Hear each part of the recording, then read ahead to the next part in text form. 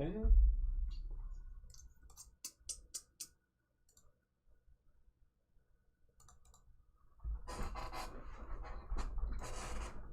All right, it looks like, I think it's live now.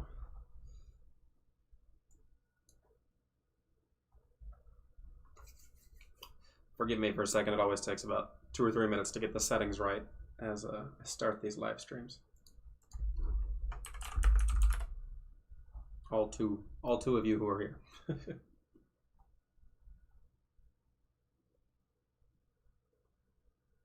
Hey, Pudding, how's it going? I got the 2 monitors here. It takes me a minute to figure everything out. Okay, so the chat's up. That's working. It's streaming. Good. I think we're good. Okay. Let me see if I've got any questions left by the community. I asked people if they wanted to answer anything. Oh, only one. Okay. Anyway, how's it going? Welcome to this month's Patreon live stream. It doesn't look like there's going to be a ton of people this time, so this one might run a little shorter than last month. Last month's ran for about an hour, but I mean, depending on if people want to talk, we can go for an hour, we can go for 30 minutes. I can just answer a few questions and then end it. It really just depends. It's all about what the people want here. So the point of these live streams is, you know, just to kind of interact with the people who support me on Patreon, and I want to thank everyone who does support me on Patreon. It's very, very beneficial to me. It helps me live an easier life while I pursue YouTube, and in this during the fall, I'll be doing graduate school, entry-level graduate school stuff so I can get some courses out of the way, but I'll be taking graduate-level classes. There's a way of saying it. So let me just go ahead and get started by reading some of the questions that were left to me on the Discord, so then we can just kind of get conversation going. If any of you have any questions or you want me to answer anything, feel free to type them in the box there. I think it's just putting in 1 or 2 or 3 other people right now, though. But just making sure y'all can hear me fine, right? Yeah, I can hear myself when I'm doing the stream back, so it sounds like it's fine. I'll go ahead and get started then. So Mobius from the Discord server asks, how do function stacks represent themselves in flirting and during a date? It can be specific or general. Well, I mean, every function is going to have kind of its own approach to relationships, dating, things of that nature. So it's hard to really answer a question that broad, and questions these broad in terms of functions in general are hard to answer. Now, if you asked me, like, how does this function manifest in dating, I could give you an answer. I don't want to spend like 30 minutes going over how each of the functions might present itself, but I could give some examples. You know, the introverted judging types often tend to be relatively shy. Specifically, the introverted thinking dominant types, the ITPs, tend to be a little less likely to interact with another person when it comes to relationships or flirting. You often don't find INTPs, for example, with repressed extroverted feeling going to be the types who are going to be flirting very often. Now, you might find that they'll give it a shot, but it's usually something kind of uncomfortable to them. Now, ISTPs, because they're a little bit more in the moment, they've got that extroverted sensing, I think they tend to be a little bit better at the flirting game and understanding others, at least a little bit. ESTPs are interesting because they have SE and FE, and they're good at extroversion. So they often are quite good at interacting with others in a flirtatious, playful way, the ENTPs as well. The introverted perceiving dominant types tend to be the least likely to kind of interact with others socially, especially ITJs in flirtatious ways, because ITJs have introverted perceiving dominant and introverted feeling tertiary. And I think more often than not, you're going to find that their partners come to them instead of the other way around. You're not going to see that they have relationship partners who they're not going to be the ones who are actively seeking out some sort of relationship partner. Usually, they might stumble into it, but it's not often something that they're going to do. IFJs, introverted perceiving dominant with extroverted feeling, might have a little bit better of a time, you know, wanting to reach out to others because extroverted feeling tends to be more comfortable doing that. Maybe they're going to be a little bit more forward in their approach to relationships because those things tend to be important to them and something that they actively seek out. But yeah, that's a very broad and big question, so I don't know if I can answer that entirely. Hello, Llama. If you have anything you'd like me to talk about, please feel free to let me know. If not, this is going to be a short stream, but I'll kind of go down the list here in the questions and see what anyone says. So I got 7 watching now, so there's a few of you in chat. Feel free to say hi. So Draka from the server asks, how would functions talk past each other? For example, TI and FI. So this is kind of one of the big points of MBTI and Jungian function, is the idea that functions are likely going to talk past each other because they're seeing something from an entirely different perspective. Now, if you have functions that are on the same axis, say for example like an ESFP and an INTJ, they both have the same two functions in the dominant and repressed slot, you might find that they're going to be kind of talking past each other, but they're going to be hoping to arrive at some sort of same point. As in, like, if they talk for a long enough time, they're probably going to have a decent time getting to that point instead of just completely talking past each other.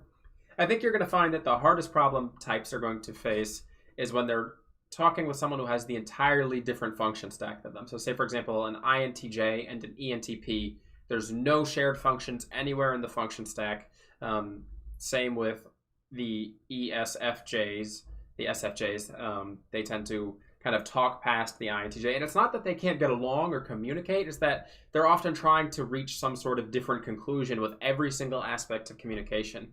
And that's difficult. Because, like, for example, the introverted intuitive is trying to, like, narrow down the idea and the thing that they're talking about into something simple and easy to explain, while the introverted sensing type is trying to make it more personal to them on the sensing level.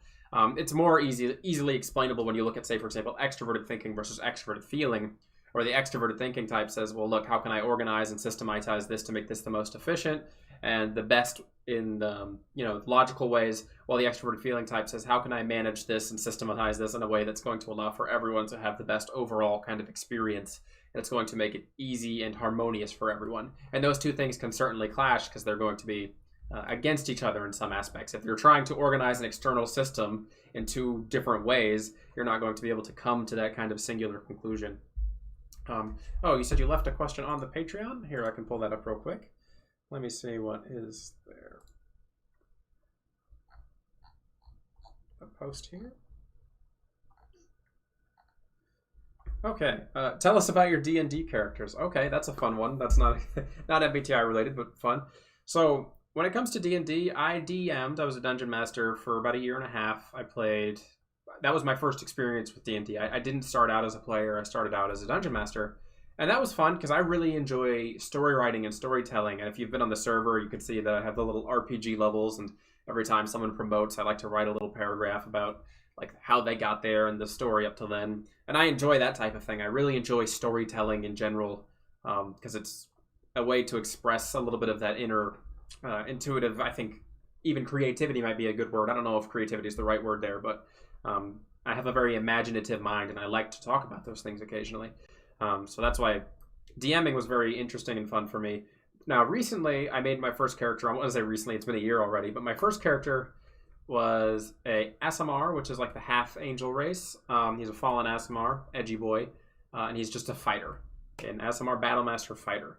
So he kind of just fights things, and he's got some magical artifacts that my DM gave to him. Now, I wrote him as a character to be an ESFP because I thought it might be fun to roleplay something that is entirely opposite to me. So unlike me, where I would likely be kind of reserved and observant in many situations, I play this character as if he's going to kind of more so just rush in and deal with things as they come up.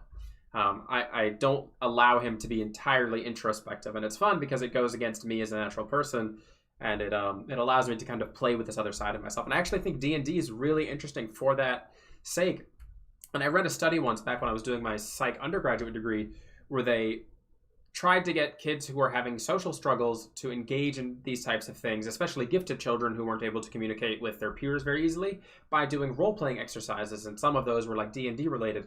And they found that if they could get these people to role-play as characters that weren't entirely themselves and gain confidence through playing these characters, then that confidence would transition back into their normal life on a significant scale in some cases. So if you got the shy kid to role play as a character who wasn't shy, he would be able to put himself in those shoes and kind of gain those experiences. And to me, that was quite interesting. So yeah, those are my D&D experiences. I only have one character. No, we did a few one-shots. I'd have to say, as much as I enjoy my fighter character, my favorite character probably is a sorcerer. I like characters with magic and melee, so I have kind of my next character is probably going to be a stone sorcerer, which is a sorcerer who has some melee weapons. Give me a second to check the chat here again. Um, Dirty or Llama says, interesting because I hear a lot of INTJs seem to get along with INTPs. So you're going to find that INTJs and INTPs are going to be interested in the same kinds of topics. They're both usually going to be academically abstract interested, but the conclusions that they come to and their goals are usually going to be on the opposite side of the spectrum, which is why INTJs and ENTJs often get in arguments with the NTPs. Despite the fact that they can be friends and share a lot of common interests, they butt heads a lot. One of my closest friends ever was an INTP, and as close as we were as friends, we argued all the time over like stupid little things, and it's just because we would talk past each other and miss points in communication. We weren't able to easily find that middle ground because all of the functions were different. But we were still good friends. We just butted heads every now and then. Do you ever publish your modules in any D&D related mags?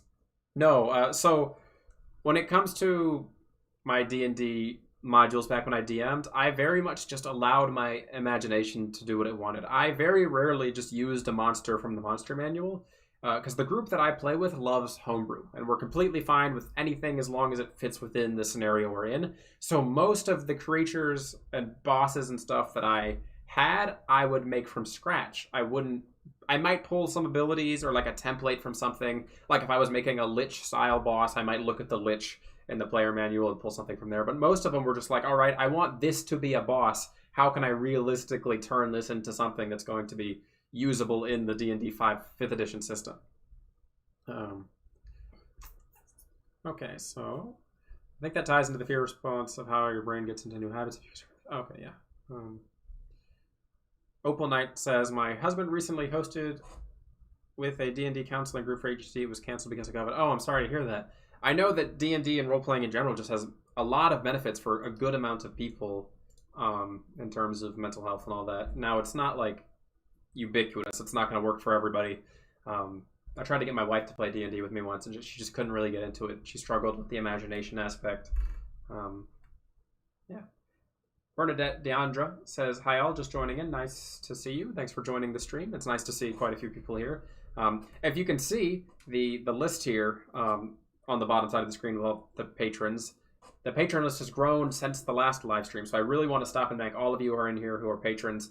Now, the patrons are allowed to join this live stream as well as people who have had a verified typing session with me and are on the Discord. So if you've had a typing session with me and you're part of my Discord, you're allowed to come to these live streams as well, alongside the patrons. So, INTJ and INTP tend to communicate different ways about the same things. Good practice. Yep. D&D sessions. I enjoy D&D. Right now, I have another friend who's done Dungeon Master, and I enjoy playing my fighter. We play once a week. We play on Sundays, and we've been playing once a week for like 2 years now, and I think it's healthy because it allows me to like engage in that social aspect, because there's been plenty of times before that where I would just sit and not talk to anybody for weeks on end. I've had plenty of interesting conversations with INTPs too. It might just be a personal thing, but we tend to butt those heads occasionally. So Wata from the server asks how to develop functions. Again, this is one of those broad questions where it's like, oh goodness, how to develop functions? Because developing a function isn't as easy as just saying, oh, I want to become good at this particular function, so I'm going to go do this thing. It depends on where you have that function in your stack. For example, you shouldn't try to get good or master your repressed function. Jung talks about this in Psychological Types when he explains the struggle that the introverted thinking dominant type faced when he attempted to master extroverted feeling, and how it drove him into like neurosis and anger because he couldn't do this. And I don't think you should be attempting to master the repressed function. You should instead bring conscious awareness to the negative influences it brings upon your life. So that is to say, instead of trying to make an INTP extremely social and, easily able to get along with everyone and adhere to the social norms, you might say, well, look, how is this INTP struggling with these things, and what can he do from his perspective and his skills to ameliorate these things and find a middle ground where he can say, all right, now I'm not allowing it to cause me an issue, but it's also not forcing me to change my entire personality to be someone that I'm not. The auxiliary function often just requires kind of like a conscious effort to be like, hey, I need to kind of use this thing more. And often you're going to find that the auxiliary function is motivated by the tertiary function. So if you can get either one of those things going, then the other one will usually pick up and find out what it needs to do. So, for example, with INTJs, if you want to get their TE invested, they either have to be, for one, it always has to be introverted intuition focused. It has to be part of their perception, something they want to do. But secondly, you're not going to get TE for an INTJ to jump on board if introverted feeling isn't interested. If you try to force an INTJ, to do something that they don't want to do that's not personally meaningful to them, you're often going to find that that TE isn't going to employ itself, and they're not going to be as productive or conscientious as they tend to usually be towards things. And a lot of the times you're going to find that's how it is with many of the types, that the tertiary function motivates the second because it's in the same attitude as the dominant. So, for example, INTJs are introverted, the tertiary function is also introverted, and therefore it's important to them. It's part of the conscious side of their psyche. I know you tend to use the 4-function model and not the 8-slot model a lot of systems use, but do you have any thoughts about ITJs and FE? So I have that one video where I talk about like the semi-conscious nature of the center 2 functions. I think that the center 2 functions exist 75% in the realm that we think they do and 25% in the other. So, for example, extroverted thinking for an INTJ is likely around 75% extroverted and 25% introverted. So they're 75% TE, 25% TI. And it's because those center 2 functions, if you look at the Jungian diagram, are not entirely within the realm of consciousness or unconsciousness. And the same goes with the tertiary function. So an INTJ has 75, roughly 75% introverted feeling and 25% extroverted feeling. And I don't think that these functions are as negative as that they tend to be given credit for. For example, in socionics, they say that like the 7th function is like weaker than the 4th function. And I entirely disagree with that. I think that there's a reason that Jung talked about the idea of the repressed function being the biggest problem area for the types, because in my opinion, it is entirely unconscious and something that's going to be it's something that's going to require a lot of conscious effort to come to terms with. Bernadette asks a pretty broad question, but do you have any tips to remain present? An example could be paying attention to what someone is saying and not drifting off. Oh, okay. Ooh, that's going to be hard. Remaining present for the introverted types, again, is going to go back to the idea of like what is meaningful to them. You'll often find that INTJs are going to be present and they won't drift off if the thing that they're interacting with is personally meaningful to them in an introverted feeling type way. So, for example, when I was in high school, I slept through all my classes and didn't care about anything and got really bad grades. And when I first went to college, I did the same. But then after I found what I wanted to do and I returned to college, I was putting a lot of effort into paying attention during my classes and remaining focused because these things were important and interesting to me. So you have to align what is interesting and valuable to you if you really want to be paying attention. You're not going to find it's going to be easy to force yourself to stay in the moment if it's not something that's important to you, especially if you're an introverted perceiving dominant type.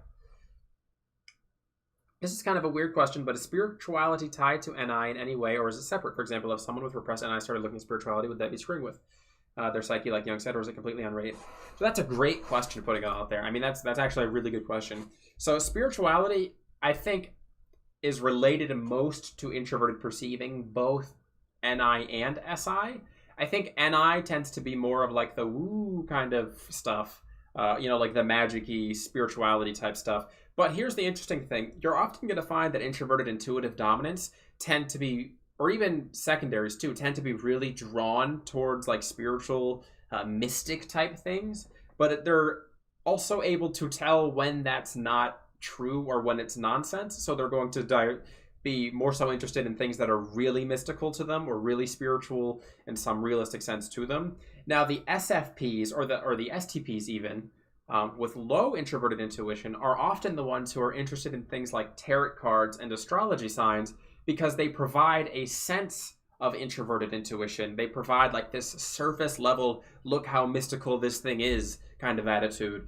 So the SFPs and the STPs often are very interested in those types of things because they're unable, or they struggle to discern that these things aren't actually like as mystical as they tend to think of them as. They're like surface level archetypes. And types with bad introverted intuition are drawn to archetypes because introverted intuition enjoys these things. So with those things, they're presenting them on the table for you. They're saying, look at these mystical archetypes that I've found. Look at these spiritual things that are really easy to understand through your introverted intuition framework. And these types go, oh, wow, that's really interesting. I really like these things. I'm not saying that these things aren't, like, you know, meaningful in some sense. Even if, you know, I don't believe in astrology or all of that, a lot of people have done good things with their life by using that as a frame of reference for growth in some way, or it provides some sort of spiritual meaning to them.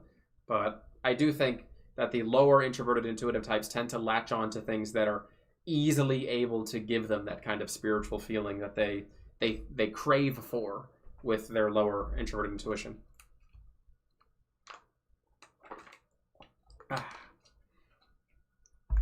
So Llama says,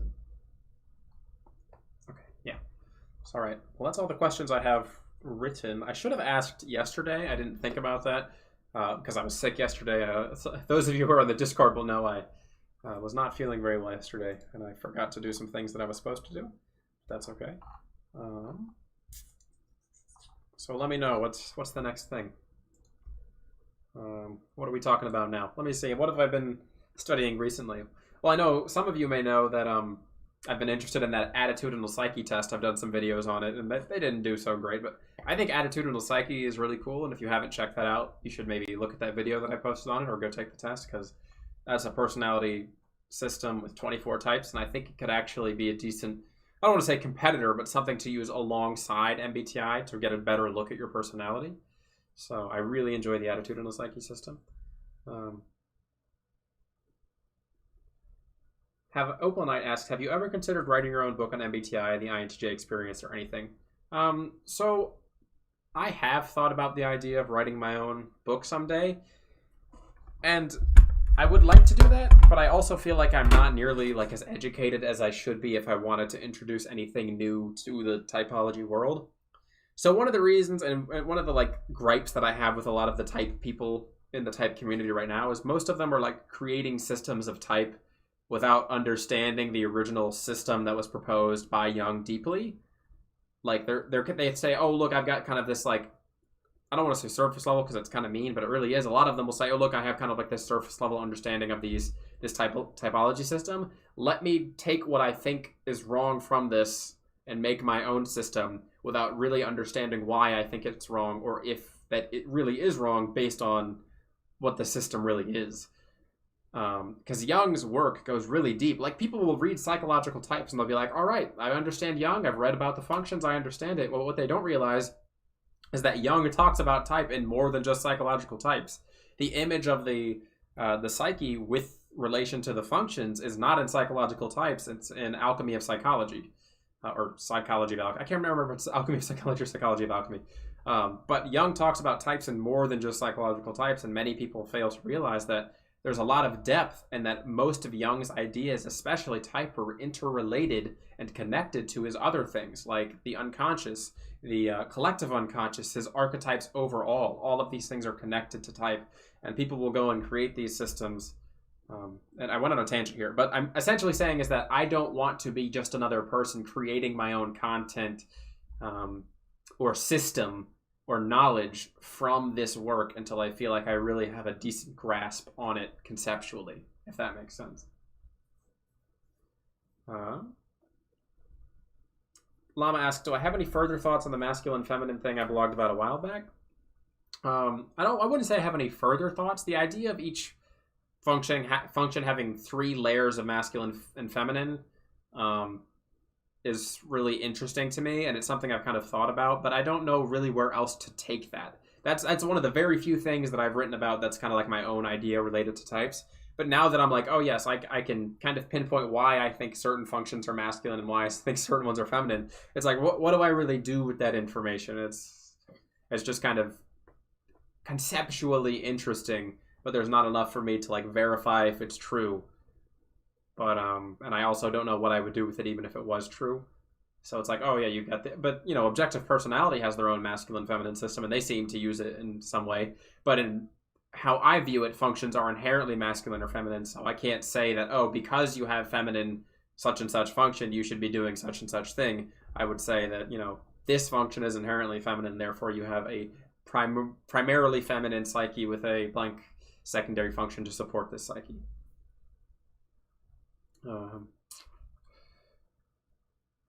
Danix, I think it's Dan or from earlier, it says, "Hi Chris, hey Dan, thanks for stopping into the live stream. This is the monthly Patreon live stream. I quite enjoy doing these. And thank you again, everyone here who supports me on Patreon, or if you've had a typing session with me, thank you too. All of that greatly helps me survive as a student, especially one who's about to go back to take some graduate level courses in the fall, which I'm really excited about. Hopefully next year I can get into a master's program. I'm still kind of upset that I had a straight A GPA and didn't get into a master's program, but whatever. On the topic of typology, how would you suggest to go about learning it? Where would you recommend starting? So Bernadette, my number one recommendation for everyone starting typology is the book Gifts Differing by Myers-Briggs. And if you don't have it, you can find a PDF of it for free on Google. Just type in Gifts Differing PDF. This book right here. It is the book written by Myers-Briggs herself on typology. It is source information. If you want to learn what the functions mean without a bunch of nonsense, then I recommend Gifts Differing. Now, some people might say, well, Gifts Differing came after Psychological Types. Why wouldn't you recommend Psychological Types? Because Gifts Differing explains everything from the start in terms of MBTI, and it's easy to understand. It starts at a very beginner level. I wouldn't recommend Psychological Types to people if they don't have an understanding of type kind of already going in. So despite the fact that Psychological Type came first, I would say Gifts Differing, then maybe Psychological Types if you're really interested in learning like the depths of the functions.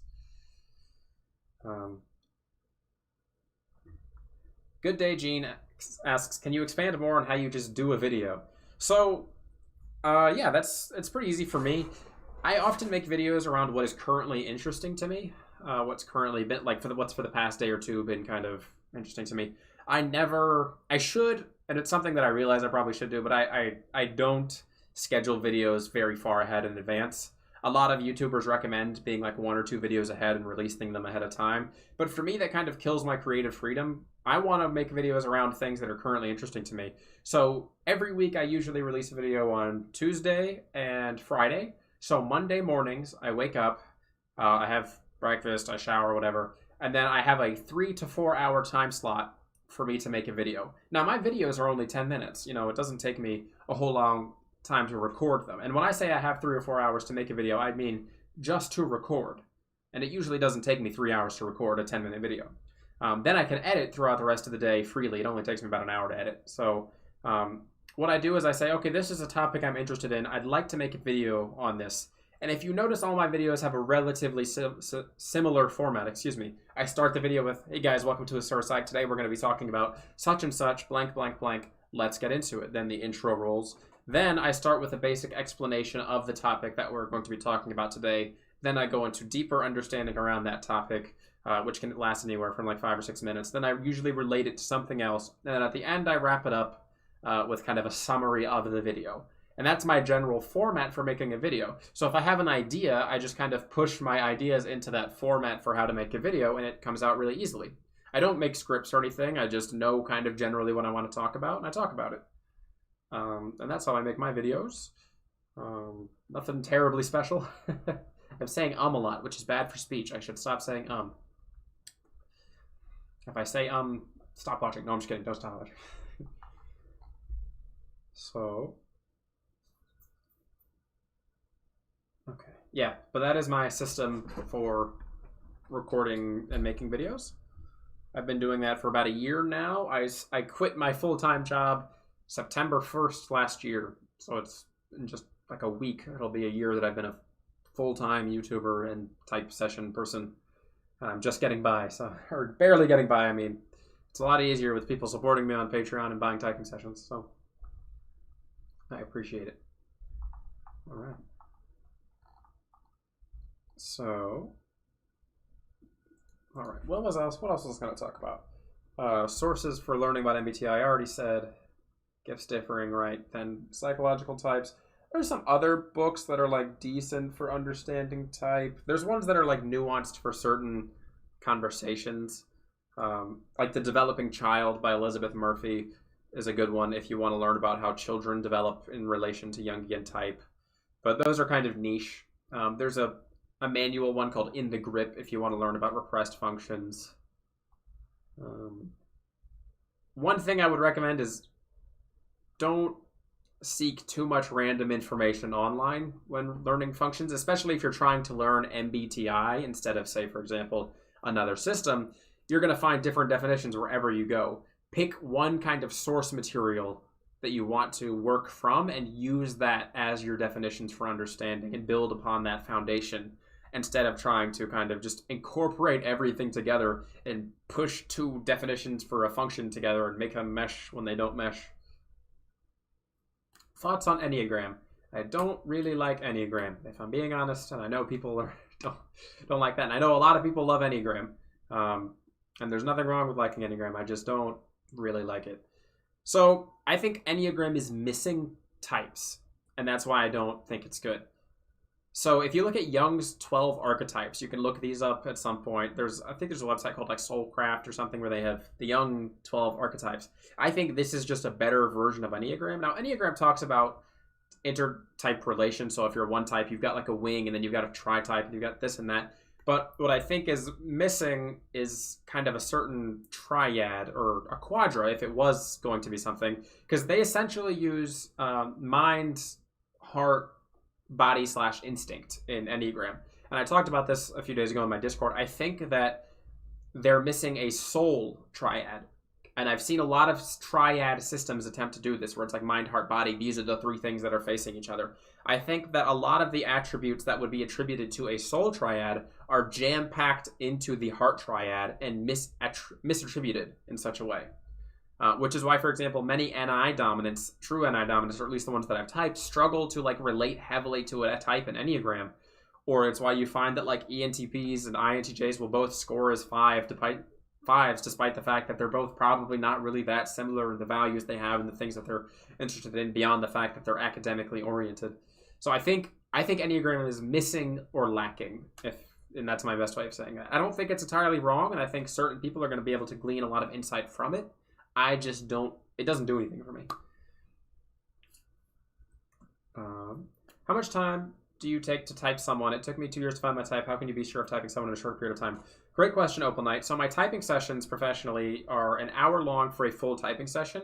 And when you get typed with me, I encourage you to join my Discord server, not because I just want you to talk to my Discord server, but because after a typing session, sometimes you're going to have some sort of revelation about yourself, and then people can talk to me about these things.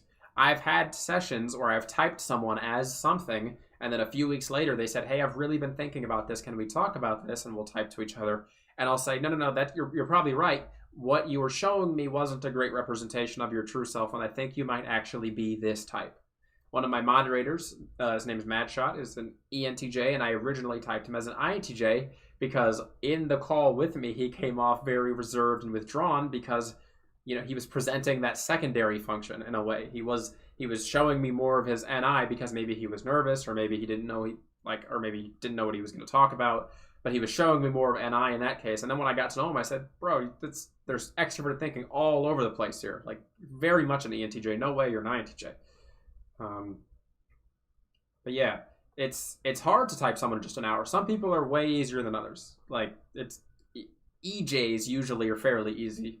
And then IPs tend to be very hard to type because they present that extroverted perceiving. But no, it's not easy. It's not easy. And I will admit there's times where I've been like kind of unsure about the typing session I've had with people. Not everybody's going to be easy to type, which is why I often encourage, or I say that these are my top 2 choices for you, with usually one leaning heavily. A lot of the time, I would say like 75% of the time, I'd say I'm pretty confident you're this type. But the other 25% of the time, I'll say I'm pretty sure you're this type, but I would look into this one also because I think it's a possibility.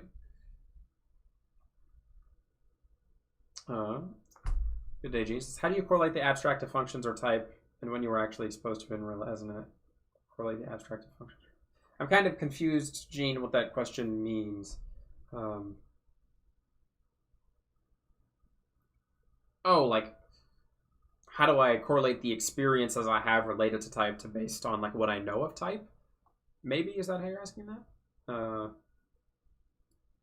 So I would say maybe when I experience something like out in the wild, or I'm talking with somebody who shows a certain trait, it often kind of like hits a little light bulb in my head. It's like, oh, maybe this is that trait presenting itself, or maybe it's this. And I try to like conceptualize different ways that can make sense, and it usually narrows down into usually being a function or two that is kind of causing that. But yeah, especially since I started learning type, there's been tons of times where I'll be interacting with newer people and I'll say, oh, they're probably got this function, so maybe if I talk to them in this way, we can get along a little bit better.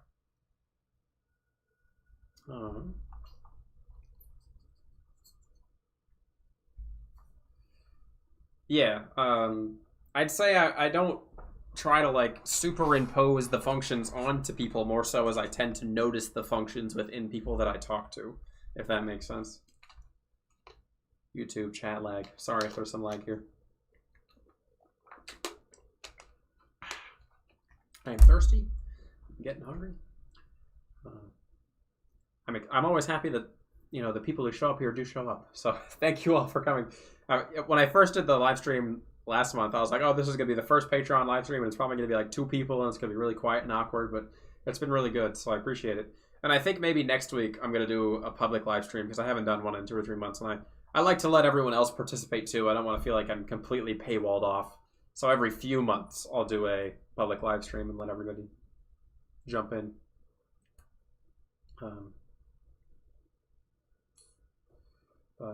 Yeah. What else has been interesting? I've got 2 screens, by the way, if you see me looking that way and this way. I'm taking a psychopathology course in the fall, hopefully. I've requested permission, which is a graduate level class on clinical psychology. I'm actually quite interested in maybe talking more about clinical psychology on my channel. So as you've seen with some of my kind of videos in the past few weeks, a few of them have been gravitating away from MBTI. I'd like to broaden my horizons and talk about more than just MBTI as a student of psychology. Because as much as I love MBTI, there's only so many times you can make a video talking about an INTJ before you go crazy and you don't want to talk about INTJs anymore. I don't really enjoy talking about INTJs every single week. But yes, clinical psychology is what I'm truly interested in. That's my real passion. I'd like to talk more about disorders, but I'm also at a point where it's like I have a bachelor's degree and I don't want to talk about mental health issues incorrectly and maybe accidentally lead to like someone getting hurt or something by the words that I say, which is why I'm very cautious to talk about clinical psychology things on my channel as someone who's only got an undergraduate degree.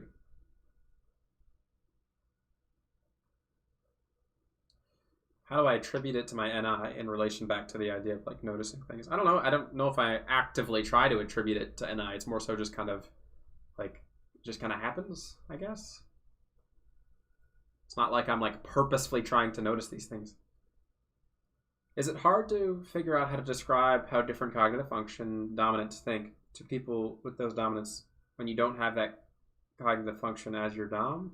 So like, is it hard to like conceptualize internally what someone else is experiencing due to their cognitive functions? I think it is if you don't have a degree of understanding what that function is, which is why I think type is so important. If you understand what extroverted feeling is and you go talk to an ENFJ or an ESFJ and you think to yourself, oh, their primary way of interacting with the world is through this lens, then you can get a better idea of why they're approaching a situation in the way that they are. So even just knowing the 8 functions and kind of applying those to people that you interact with can do a lot, which is why I will always say that I don't think MBTI or typology needs to be this hard science. I think it's more a philosophy of personality that is easily and directly applicable to a ton of people. Even if it's not entirely perfectly correct, you can say, well, if I think that this person's viewing through this lens and I interact with them and our interactions improve because I'm able to understand where they're coming from, then it's led to a result, which may just be the fact that I don't have TI in my function stack and I don't care about the trueness of it. Because, for example, I know Benjamin, the ISTP, and he says, I don't really care about, like whether or not it works or if it's going to be applied to someone when I talk about type. He says, I just need to know that it's factually correct and that it makes sense. And I'm like, wow, I don't really think about that very often, because to me, if it makes sense conceptually and I can apply it in some sense, I guess you could even say that's like NITE, then it's good for me. It works. It's great. which is why I don't like things like logic classes or ethics classes where they get stuck in the process instead of the result. I want to understand these things on a deep level so I can apply them in some way, either in my life or interacting with others in a meaningful way. Whew, I'm thirsty.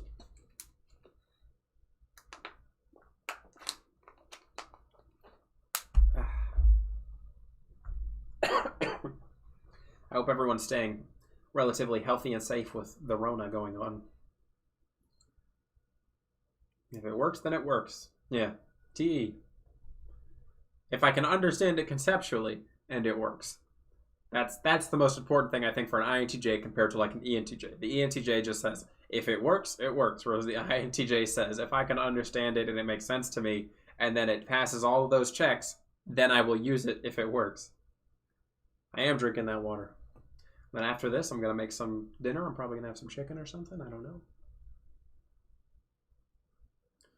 Wow, look how many people, supporters, the Patreon has. Thank you all. Again, I say that all the time. I have been thinking about, people on the Discord have been recommending maybe I make like a shirt or something, you know, just like an AsuraPsych, I don't know, type shirt or something. Might be fun. Maybe one day. I think it would be fun to have some sort of single merchandise thing that I could do for the channel. Be more so for fun than anything else. Yeah.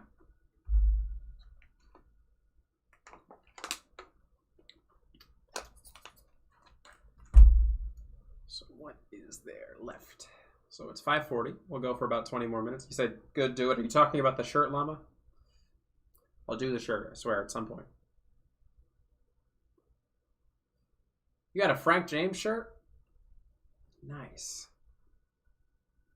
Do the Fighter Mage Rogue shirt. Oh yeah, for the Discord server. Yeah, that'd actually be cool. That'd be interesting to do.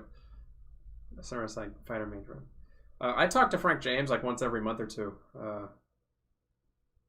Did I miss your question about ETPs? I might have. Let me scroll up and see. Oh, can you expound a little on the industriousness and entrepreneurialness of ETP types? Oh yeah. So you asked me about that a while back. So a lot of ETPs will mistype themselves as ETJs because they are entrepreneurial and they tend to be good at business.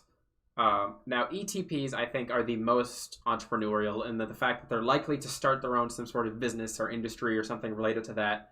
But they're also likely to not care about the idea of like climbing the corporate hierarchy ladder in the same way that you might find with an ETJ. So ETJs are less likely to create their own business as they are to join some sort of business that's already qualified and try and climb their way to the top. Or they might work alongside an EP to create some sort of business and then host it as the CEO. And I think that's a common thing. Now, it's because ETPs have extroverted perceiving dominant with introverted thinking second. So they like to explore, different things, especially ENTPs, but ESTPs as well. They're going to explore all these opportunities related to their TI understandings of the things that are interesting to them, which can often lead them to want to produce and innovate in those fields in some sort of way. They're going to allow some sort of creation that's productive. So you'll often find that ETPs will again mistype as ETJs because they see themselves as these productive people because they're able to do well relatively in business.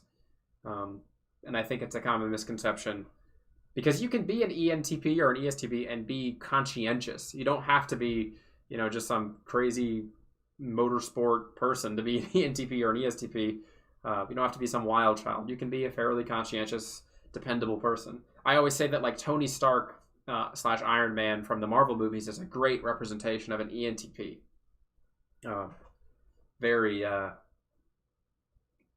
He's not like directly like EJ conscientious, but he's conscientious enough to do all the things that he wants to do, but he's always switching between projects while he's doing things. He's got tons of things that he's working on. Bernadette asks, does cognitive function affect how we write? So that's a great question. I don't entirely know. There's a few correlations that I've tended to notice, but nothing that I've done like a study on. I've found often that people with TI in their function stack tend to be good note takers. in that they will write out these detailed and descriptive notes based on the things that they're studying in class, because that helps them learn. Well, you'll often find that TE types are going to prefer bullet point type things, maybe even flashcards. For me personally, flashcards are my absolute best way of learning. Associative learning is that's just how I work. And it's because they can like easily associate some sort of idea with the word or thing that they're presenting themselves with, instead of trying to have this complete full TI understanding that's really needed. So, but I don't know. Yeah, I mean, NFPs often tend to be very interested in like fantasy writing, and will have very fluent and opulent kind of speech usually, especially if they're on the more feminine side of being an NFP.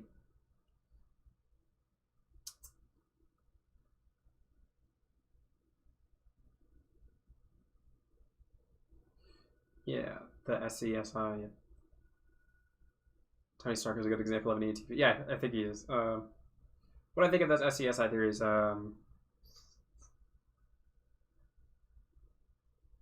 yeah, well, I think,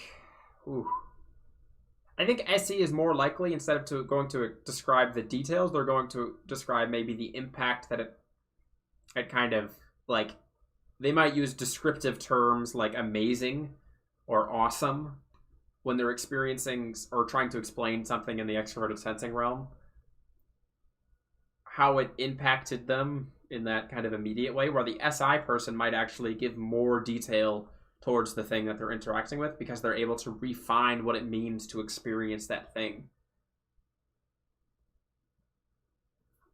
Yeah, so because with SI there's a subjective component to it. They're saying like, this is how it impacted me as an individual, instead of this is what the experience as an experience was.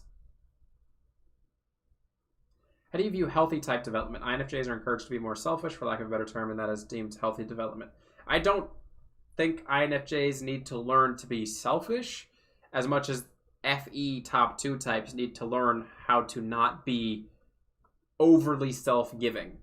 There's a fine line between selfish and then a doormat, for example. If you're giving everything you have to someone else for nothing in return, that's the complete opposite of selfish, where you're taking everything for yourself with nothing in return. Types should strive to find that middle ground, where it's like, hey, I understand and I want to help you, but I also have boundaries. I don't think boundaries are inherently selfish.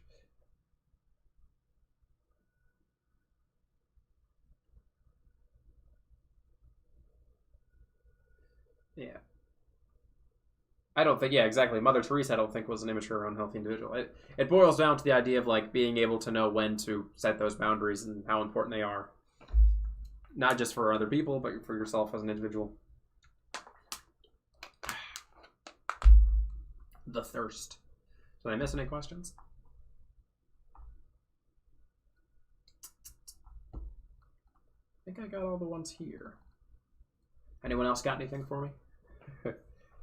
I should start bringing like more bullet points to fill the silence. I'll do that next time. I'll have like a sheet with some talking points on it. Been trying to think of like if there's anything interesting I've been doing lately. I play a lot of video games in my spare time, which probably isn't the healthiest habit, but as much as I could be studying, doing other things.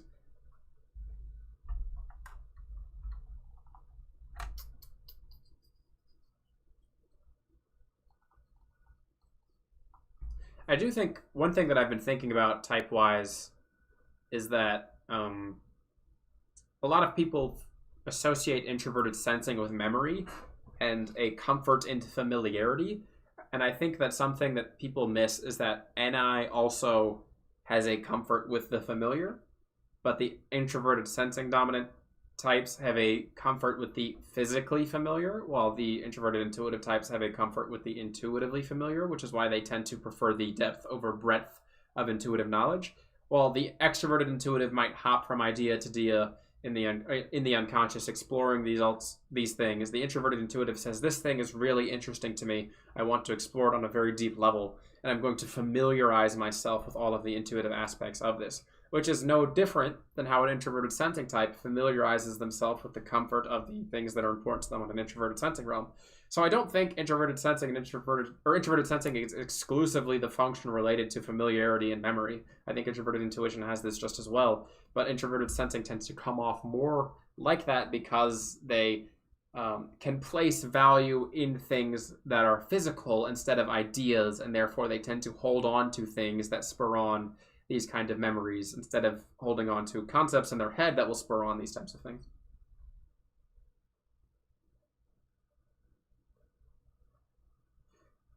Did I get all the questions that were asked on the Discord earlier? I don't know, maybe? Let me see. I got the one by Wada, Draka.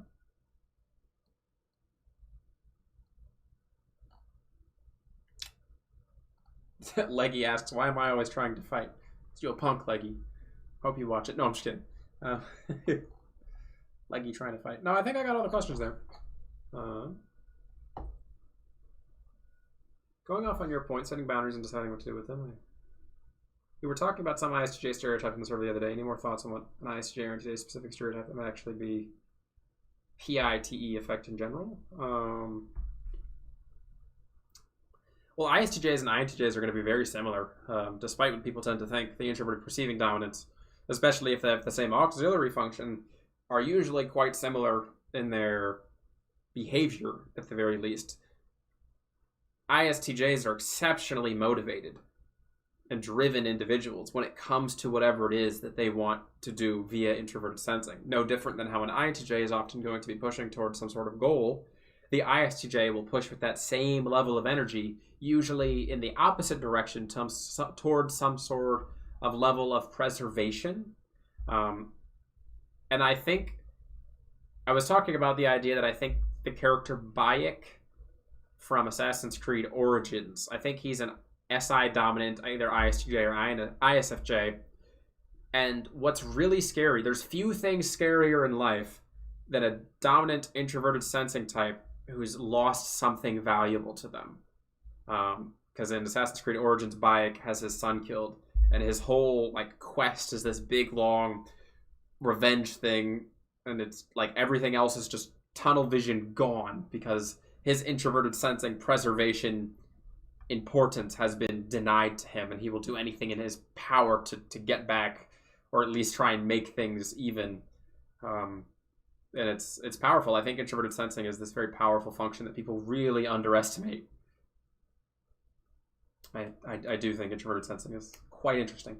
But yeah, I think PITE in general is just, or even PIFE. Sorry, I got off track there, but I think just introverted perceiving dominance, when they're working towards those specific things, can be extremely tunnel visioned and dedicated towards the thing that they're working on.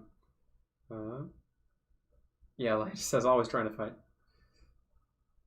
Always trying to fight. Got the knife. Did I mistype you, Alita? Right. Draka is here. Good day, Gene. So, did I get all the questions? Come on, Alita, I'm sure you got a question. I hope I'm saying that right. I'm probably not.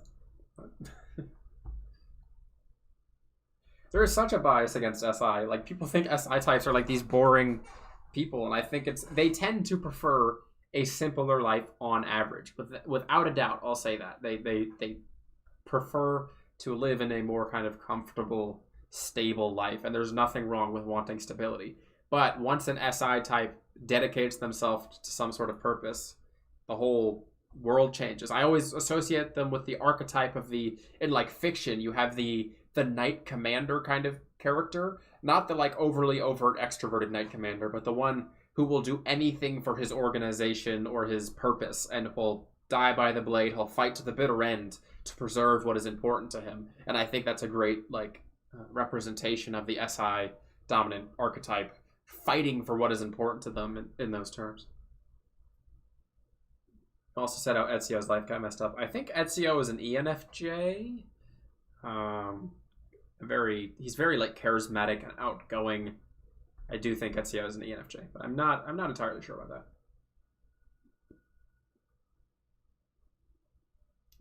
Thoughts on type expression in old people. I'll say it like that. So type expression in older people is quite interesting because assuming someone's relatively healthy, by the time they hit like 50 or 60, it's really hard to type people because they've had so much experience in their life and they're balancing out.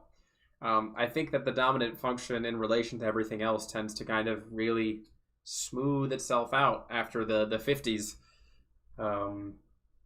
You know, with age comes wisdom. With wisdom, or with experience comes wisdom as well, I guess. I got off track there. But yeah, like 60s, 70s, etc.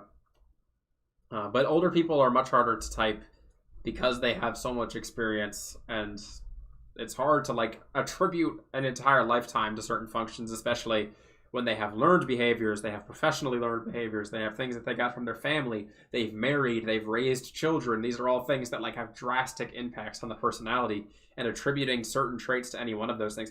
Just typing a mother is harder than typing someone who's not a mother, because having children like completely changes your life. You have to adapt yourself to having a child in the house, and it just turns you into someone that you kind of weren't probably like before. So yeah. All right, everybody, we're going to go for about 5 more minutes. So if you have any final questions that you'd like me to answer, please let me know right now, and I'll answer all of them while I'm here. It's not like a 5-minute super deadline, but we'll wrap it up in about 5 minutes. The hour flies by. So with the older ones, Quadro would suffice. Actually, that's a good point, Drock. I would say that when you're typing older people, even finding a Quadro is a good idea. Now, I do think they still are a type, because the dominant function is still dominant. It's just going to be harder to notice it. But you could essentially say that they're going to be some sort of healthy version of whatever type they are within their Quadro. Yes, that makes sense.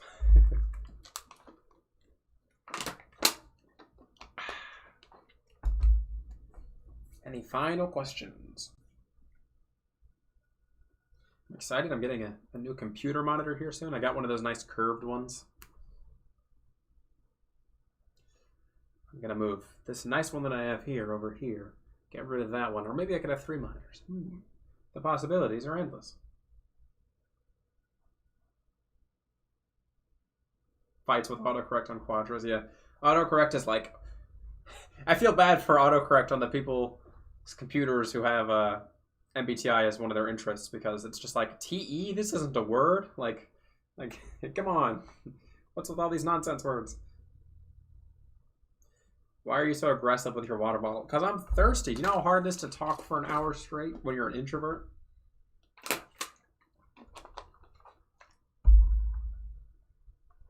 Three monitors, chaos. No, I love my 2 monitors. 3 is a bit much. Now, I have a wire that just came in the mail today. It's in the mailbox, actually. I see my Alexa glowing yellow. It lets me plug in my computer to my TV, and I'm going to use my TV as an alternate monitor so I can play games on the TV with my PC as well. What brand did I get? It was not a super expensive brand. I got it on sale. I think it was Viotech. I can't afford, as much as I'd love to buy myself like a $500 monitor, I just can't afford that. Any correlations between types and the music they listen to? So that's interesting, Dan. I did a video on this a long time ago, like at least 2 years ago, where I talked about the differences that I as an individual have compared with an ISTJ friend that I have. And he said that when he was listening to music, he cared the most about like the technical composition of the music. Essentially, like how good the musician is. Like, if they could do some crazy guitar solo, he would be very impressed by the level of skill it took to do that guitar solo. And he enjoyed music where he could see the technical skill in musicians. And to me, I was like, well, that's really interesting, because I literally didn't think of that. Like, I do not care if the musician is skilled at his craft if they are producing something that is pleasing to my ears to listen to. And I prefer music that is meaningful and deep, usually. Like, I can't listen to like party music very often. Music has to bring me into that little internal world where I'm imagining some sort of scenario or something alongside that, or it's causing some sort of internal feeling. My wife is interesting because, as I'm pretty sure she's an ENFJ. Again, I'm not entirely sure, but I think she's an ENFJ. She says she struggles to listen to music, emotional music, because it will literally bring her to tears when she listens to like stuff that is meaningful and really deep. And interesting because I like that type of stuff. So despite the fact that she likes a lot of the music that I listen to, she says that she has to be careful when listening to that type of stuff because it will put her in a bad mental state. Where for me, getting put into a mental state where I'm allowed to explore those types of emotions is enjoyable.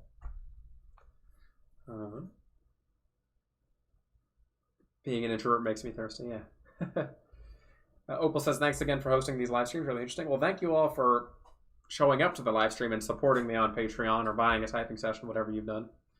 All right. All right, everybody. I'm going to go ahead and wrap up this session because I'm getting kind of hungry. This live stream. Thank you all so much for showing up. I really appreciate your support on Patreon with the typing sessions. If you're not in the Discord, feel free to come into the Discord and say hi. I'm always around there. I've got nothing much better to do with my time. It has been a pleasure. I hope you all have yourself a nice evening, and I will see you next month for the next live stream. See you.